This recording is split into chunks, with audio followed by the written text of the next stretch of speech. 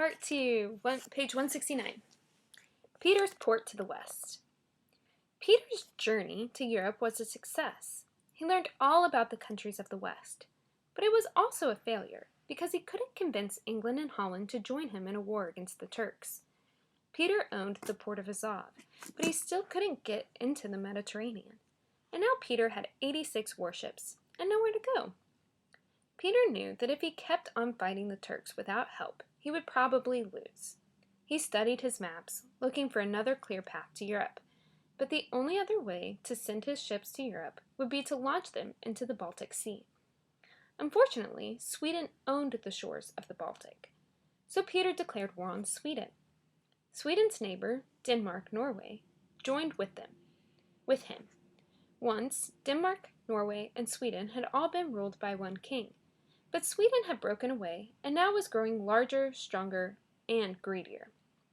The people of Denmark-Norway hoped that, together with Russia, they could beat off the swelling Swedish Empire. Peter believed that he could beat Sweden in a few short weeks. After all, the Swedish army was led by their 19-year-old king, Charles VII. Charles was known for wild parties and reckless stunts, such as making his whole court go out and hunt bears, armed only with wooden pitchforks. Peter didn't think that this noisy boy would be able to plan and carry out a disciplined military campaign. Once again, Peter was wrong. His war with Sweden, the Great Northern War, began in 1700 and lasted for the next 21 years. The war started badly for Peter. He started off to attack Narva, a Swedish city on the eastern banks of the Baltic, but his army was hauling so many cannons and siege weapons that the journey took months. Meanwhile, Charles invaded Denmark and scared the Danish into surrendering. And when Peter's army finally reached Narva, the cannons wouldn't work properly. Russian gunpowder was so bad that cannonballs often staggered out of the cannons and plopped harmlessly to earth. Other times, the gunpowder overfired and blew up entire cannons. While the Russians struggled with their cannons, Peter decided to return to Moscow to check on how the government was working in his absence. Just hours after he rode off, the Russian army learned that a huge Swedish army under Charles's command was only 6 miles away from Narva. They scrambled frantically to prepare for battle, but just as the Swedes came into view, a huge snow squall opened right above the Russians.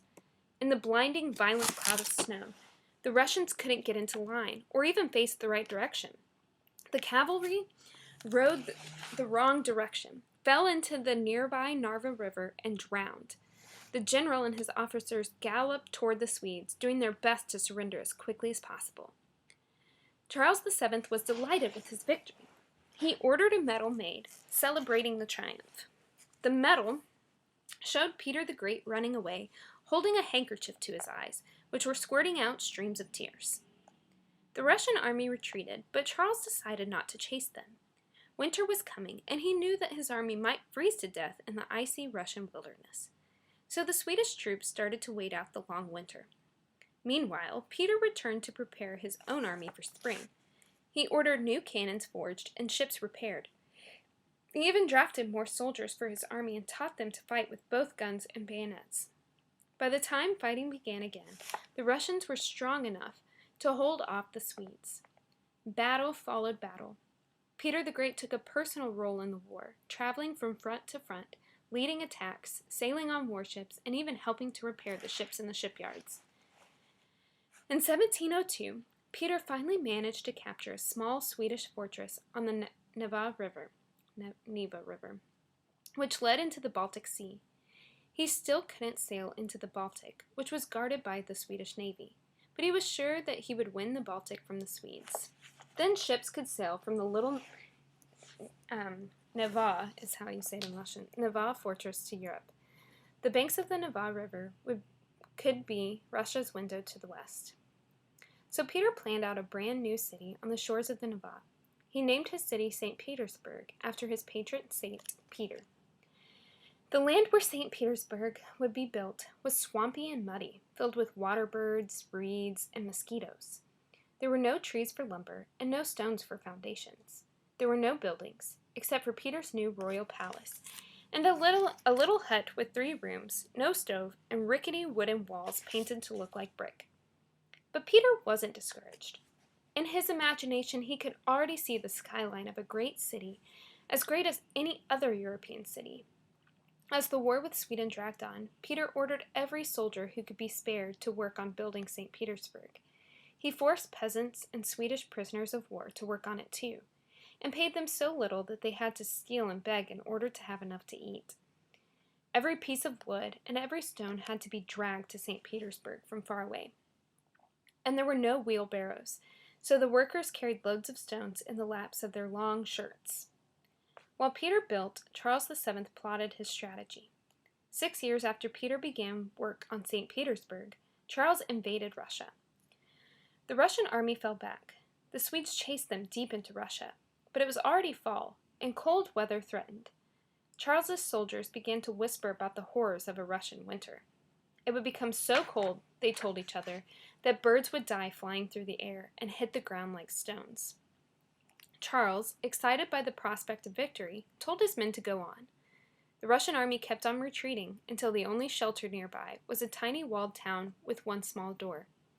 And then the temperature plummeted. One of the coldest spells in memory had struck the Russian plains. The Swedes clustered toward the narrow door of the town, but it took 3 days for the whole army to file through. Meanwhile, more than 3,000 soldiers froze to death.